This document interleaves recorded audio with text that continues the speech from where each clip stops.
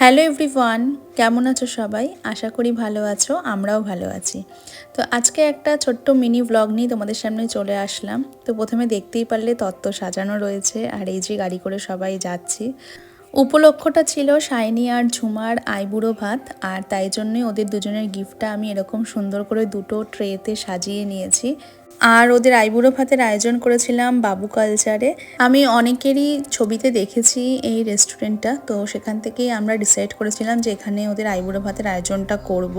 তবে সত্যি কথা বলতে আমরা যেরকমভাবে আশা নিয়ে এসেছিলাম এখানে, খুব একটা কিন্তু আমরা স্যাটিসফাইড হইনি। প্রথম কথা হচ্ছে ওরা আমাদেরকে যেখানে টেবিলটা দিয়েছিল তার ব্যাকগ্রাউন্ডটা আমাদের খুব একটা পছন্দ হয়নি। আর যেখানে আমরা চেয়েছিলাম ওরা বললো সেখানে এখনও টেবিল পেতে গেলে অনেকটা সময় লেগে যাবে।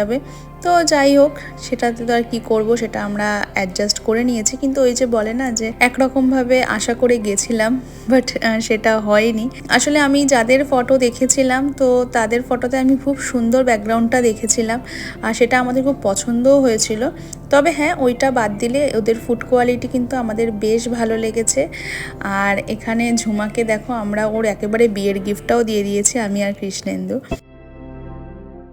আর ঝুমার বিয়ে একদমই সামনে, তাই জন্য ঝুমাকে দিয়েই শুরু করলাম। আর শাইনি হচ্ছে জানুয়ারির ব্রাইড, তো শাইনির এখনও হাতে বেশ কিছুদিন সময় রয়েছে। তবে যেহেতু সবসময় এখন বেরোনো হয় না, তাই দুজনকেই একসাথে দিয়ে দিলাম। আর সবাই মিলে একসাথে অনেকদিন পর এইভাবে সময় কাটালাম, তো ভীষণ মজা করেছি। আর ওদের জন্য একটা ছোট্ট কেক নিয়ে গেছিলাম, এখন ওরা সেটাই কাট করছে।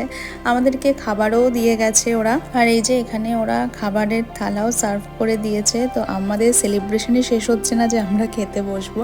তো খাবারে দেখো অনেক রকমের আইটেম নিয়েছিলাম, তো খাবার দাবার কিন্তু ভালোই ছিল।